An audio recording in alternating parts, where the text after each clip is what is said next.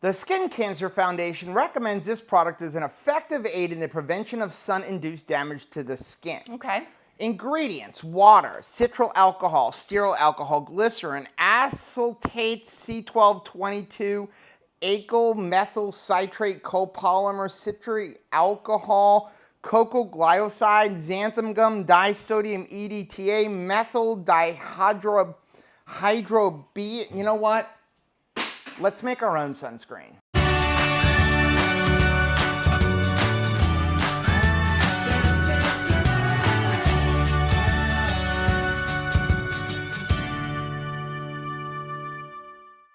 Hey, what's up, family? I'm Rachel. And I'm Joe. And we are Two Crazy Ketos. And if you're new to our channel, welcome. Here on Two Crazy Ketos, we do different things like product reviews and we do recipe videos. We talk about various keto topics, and then every Monday we go live on Keto on the Couch, where we just kind of talk about what's going on in our lives for the week. You can find us in different social media platforms like Facebook, Instagram, and Twitter. And we have a website, which is twocrazyketos.com, and that's where you're going to find all of our different recipes. Now, we do upload at least 5 new videos every single week, so make sure you subscribe to our channel. And don't forget to hit the little bell icon, and that way, every single time we have a brand new recipe, you'll be alerted to it. Now, it's no secret, we're not huge fans of store-bought sunscreen, although we have bought a ton of it over the years living in South Florida. But you may be wondering, why on a keto channel are you giving me a recipe for sunscreen? Well, it actually makes a lot of sense because ever since we went keto, we started to scrutinize the ingredients that we put in our body and on our body, and sunscreen is no exception. Yeah, now we say all the time, strive for perfection. No, you're never going to achieve it. Obviously, you're going to use some things that maybe don't have the greatest ingredients, maybe your soaps and things like that, depending on how much you want to narrow things down. I mean, heck, we shower in water that's probably got more chlorine in it than the pool that we're swimming in. Right. But sunscreen is something that you use a lot, especially down here in Florida. A lot of women use it just as their daily lotion to make sure they're protecting their skin. The problem is, my personal belief, again, we are not doctors, nurses, or health professionals, my personal opinion is there are more chemicals, you heard it from that list of ingredients in here, that I believe cause cancer than the cancer they're helping prevent. And there's really one main ingredient in sunscreens that are really going to help protect you from the harmful rays. And that's going to be in the one we make at home without having all of these different chemicals in. Plus, this stuff's expensive. Yes, I was just about to say, don't kid yourself. There's a reason why we often bought the generic brand of sunscreen. I mean, it is getting $15 to $20 a bottle prices. Yep. So let's go over what you're going to need. I do want to say this is a super easy recipe. Don't be intimidated by it. This is probably the easiest recipe we're ever going to show you how to make. How easy is it? It is so easy, even Rachel can make it. Oh my goodness. So you're saying this is going to continue feeding my homesteader spirit. Yeah. So I've made my own beef jerky. I make my own sauerkraut, my own yogurt, and now you're saying I can make my own sunscreen. So this is really, really easy, and the reason it's so easy, and that's why I wanted to say this up front, it's very forgiving. Ooh, I like forgiving recipes. You can screw it up with the exception of one ingredient. You can screw this up and still have a really good sunscreen. Okay? Let's go over what you're going to need. First thing you're going to need is a double boiler, which I have over here warming up right now. If you don't have a double boiler, that's okay. Just take a pot, put a nice bowl over the top of it, or you could do it in the microwave, but it's a little bit more of a pain. It's going to be a pain. We're going to use a double boiler because I have one. Yeah. So ingredients-wise, and a lot of these ingredients you can substitute out other ones, okay? First thing you're going to need is some coconut oil. Nice. Okay? Most of us, if you're keto, carnivore, you got a tub of this. Not carnivore, but if you're keto, you probably have coconut oil. And you don't need the really, really expensive ones. You're using this for a skincare product, not for an eating product. Also, if you find ones that actually have the coconut smell to it, that's a good thing. Yes, okay? suntan lotion. Next, we're gonna need another oil. I like avocado oil. You can also use sunflower oil. And if you can afford it, the best oil would be raspberry oil. But that oil is very, very, very expensive. We got avocado oil. Most of us have avocado oil. And again, you can buy the cheaper versions of it. I got this one at Sam's Club, okay? From there, we're gonna either need some cocoa butter or some shea butter. You can use either one. Both of them are gonna give you that lotion effect. I like shea butter better because it's softer at room temperature, which gives you a better lotion, but you can use either one. I am going to leave links for all of this stuff down below, okay? Now, also, when it comes to links, it sounds like you're going to need a lot of stuff, but you're really not, because you probably have coconut oil. You probably already have avocado oil. You may even already have cocoa butter if you've ever made some of your own chocolates. But even what you do need to buy, it'll pay for itself very quickly, and it's going to last you for a really long time. Next ingredient, this is another optional ingredient, but I really like it, is aloe vera gel. Make sure you're getting at least 50% aloe. This is like 99%. And again, links are all down below. Now, then we're going to need another optional ingredient, some beeswax pellets. This is going to help keep the lotion on you, and also doesn't make it waterproof, but it makes it a little bit more water resistant. Believe me, I don't trust any of those waterproof lotions. No. And the stuff that they do use to make it not come off in the water, it's a carcinogenic chemical. Yeah. So you don't want that anyway. Just keep reapplying when you go in the water. This is the only mandatory ingredient. Muy importante. Zinc oxide. You need to get zinc oxide, but you need to get the right kind. Oh, Lord, what's the right kind? So there's two kinds you're going to see on Amazon. I'm going to leave a link for 2 or 3 different versions down below, just in case one happens to be sold out.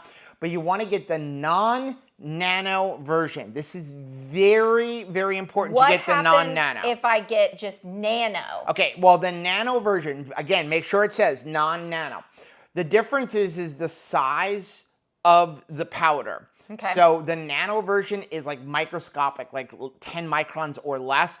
Non-nano, I believe it's like 100 microns. So the nano version will quickly absorb into your skin, and you can absorb it into your lungs. Oh, gracious. You don't want that. You want to get non-nano. This is better version for lotion. Non-nano. Yep, Non-nano. Use the links down below. That'll ensure you're getting the right kind. Non-nano. Okay, a couple more optional ingredients if you want it to have a smell. Yes. Some essential oils. 3 flavors that I'm going to recommend. Lavender, because it's soothing and calming. You can get frankincense. That's got a good healing smell. Aww. And peppermint, because peppermint will help cool you if you already have a burn when you're out there. Nice. So it'll help. Do not use citrus versions of essential oils. They will actually make you burn more. Wow, that's interesting to know. We're going with lavender because I like to be resting on the beach anyway, right? And then finally, you're gonna need some kind of container to put it in. You can use these mason jars. A pint size is good enough.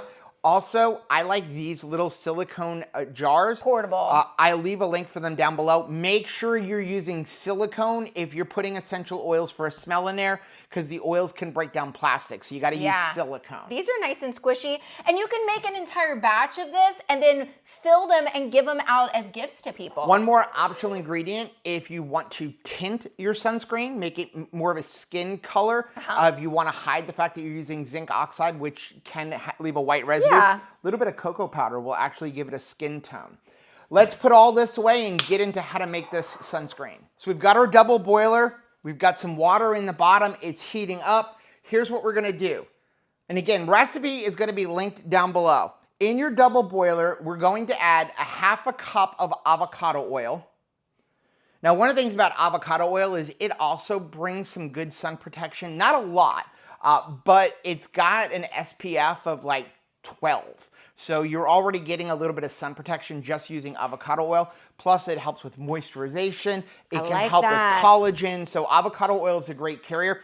The best second oil here that you would be using would be raspberry oil, which has an SPF of like 35. That's amazing. But it's very expensive. And I'm talking about like $25, $30 for an 8-ounce bottle. Wow. So we're not using that. No, we're not. Okay, into that, we're gonna add 1/4 cup of coconut oil. Here's a little spatula for you. And I've had this in the refrigerator just to make it come out a little bit easier. I'm gonna have to use my hands. There you go.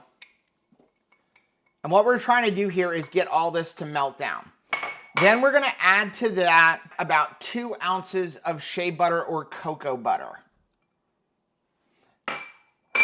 And then finally, a couple of tablespoons of beeswax. Now the beeswax, again, is optional. And again, what it's going to do is make it a little waterproof, help it to stay on your skin, give you a little bit of moisturization. So while this is melting down, let's talk a little bit about the beeswax and the shea butter. Because again, the more you add, the thicker the lotion is going to be. So if you have your beeswax, if you want to have like a deodorant stick kind of like that you can put on like a stick, you can add as much as a half a cup of beeswax. And then you can buy actual deodorant empty sticks and you can kind of put it on like a deodorant all over your skin. Now, how much beeswax you use is none of our beeswax. Now, same thing with the shea butter. You can add more or less with the shea butter, and it just is going to depend on how much of a lotion do you want. One thing you may be asking is, why are we not using straight coconut oil? Yeah. And that is because coconut oil will actually harden when you're inside, and then when you're outside, completely melt down. Now, you also may be wondering, why are we not using just straight coconut oil? Yeah, absolutely. Well, you can use straight coconut oil, but a couple things. First of all, avocado oil actually has a higher sun protection than coconut oil. Which is interesting. But also, coconut oil, when it's at room temperature, will actually be really hard, and it would be very difficult to get it out of your lotion bottles. So if you add in that avocado oil, it kind of helps to give it just the perfect lotion thing. But that's why I said it's really forgiving. You could use all coconut oil you want. You can use all avocado oil. It's really up to you. I'd make it this way first. So we're going to go ahead and let this melt down. And once it melts down, we'll get to the next step. Okay, so everybody looks melted, and that only took like a minute or two. Okay, so now what we're going to do is we're going to push this off to the side. And we're going to grab this little trivet right here. And we're going to pull this onto here, turn off our hot plate. And what we're going to do is we're just going to let this cool for a few minutes. Okay. We don't want it to get to a solid form, but we want it to cool down a little bit, and then we're going to add in the rest of our ingredients. Okay, so we've let this cool for about 10 minutes. Now what we're going to do is we're going to add in, I've got a whisk over here for you, about 2 tablespoons of aloe vera gel. And again, this is going to help with moisturization. It also helps with the consistency of the lotion. Now that you've got all that mixed in, we're going to go ahead and add in our zinc oxide. What kind of zinc oxide? Non-nano. Non-nano zinc oxide. And we're going to go ahead and add that in. How much are you putting in? Okay, we're going to put in about 2 ounces. Okay. Now, the amount you put in is pretty much what's going to determine the SPF. Oh. So what you want to do is you're going to do a ratio of the weight of what you have here, which we have about 10 ounces here.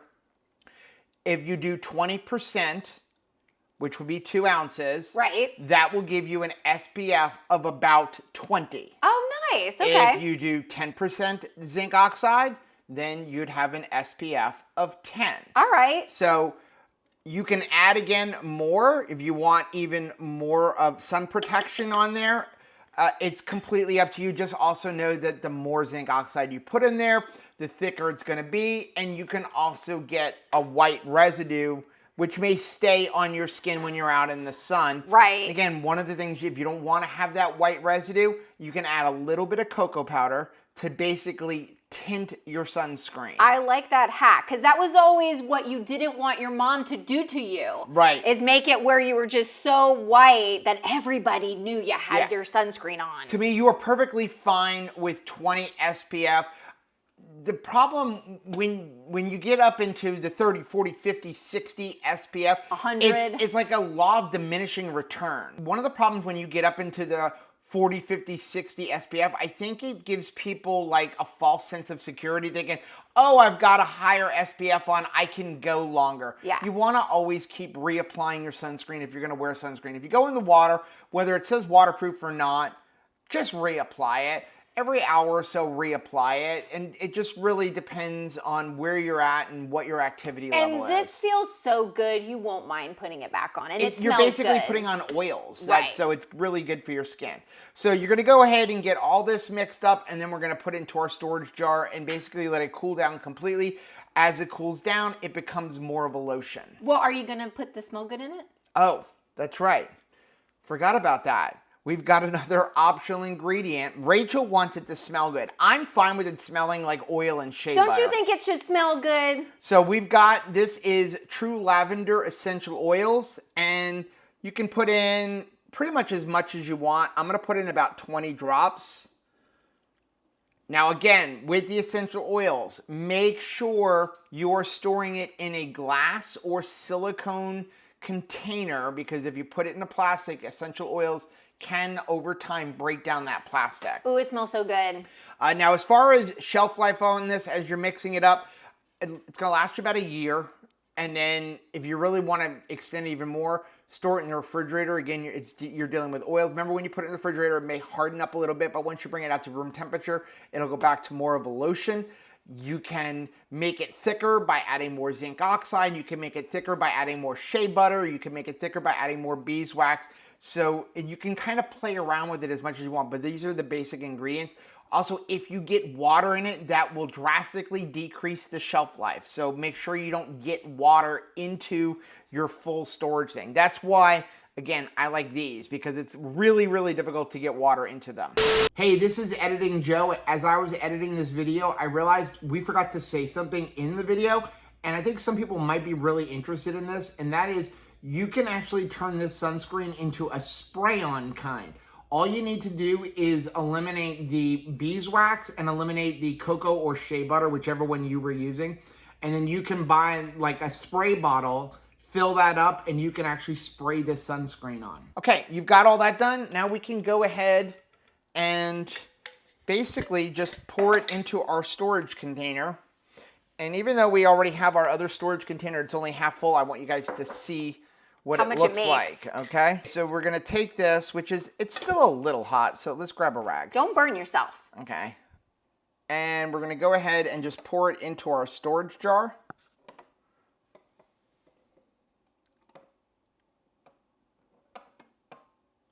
Okay. Now, so you have an idea of how much we have. Yeah, you just basically have lotion to put on your skin. So that's about how much we have. And now what we're gonna do is we're gonna actually transfer it into one of these little things. See, when I buy these, they come in a thing of 4. They're really meant for, like, you know, on an airplane, so you can fill up your own. Right. But what we're gonna do is I have a little funnel here.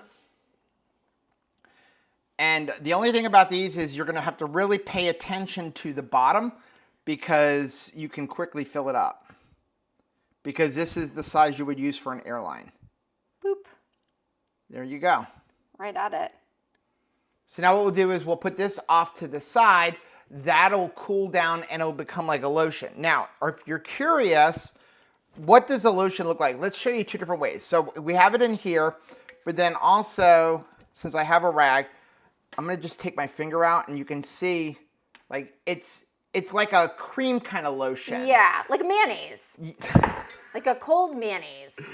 I was thinking more of like the cold cream that you would put on your face. Yeah, but like yeah, Noxzema. We can go with mayonnaise. Okay, you don't need a lot. No. So you have, one of the things I like about this container is that it doesn't just spill out, but like literally you just need like a drop or 2. And you can see it's just like a regular lotion. But look at how much you get from just that little drop. And it really goes on nice. And again, depending on how much zinc oxide you add, you won't even get that white residue. So if I even put it on my skin, like, you know, I have the hair and stuff. And so the white will tend to stick to the hair a little bit. I'm pretty hairy. But it will go away. But to me, it's just like regular suntan lotion. And it does have that nice smell. Really nice. And if you want to get rid of some of the white, you can always take a little bit of a rag. You've got it into your skin. Just make sure you rub it really well into your skin. But as you can see, I just look moisturized. That's it, though. Very easy to make your own suntan lotion. And now you know all of the ingredients that are in it. You don't have to worry about like that long list of chemicals that are in there. You can say it all. With the first ingredient, most important, non-nano. Let us know down in the comments section if you make this suntan lotion. Also, let us know what smells are you putting in there. Are you putting any essential oils, and what would your favorite one be? If you like seeing videos like this, take a look at some of the videos we have linked right over here. Also, make sure you take a look at our most recent video, which I'm gonna put right over there. But whether you head this way or you head this way, don't forget to head this way. Subscribe to our channel and click the little bell icon, and that way every single time we cook up some skincare, you'll be alerted to it. Till next time. Bye.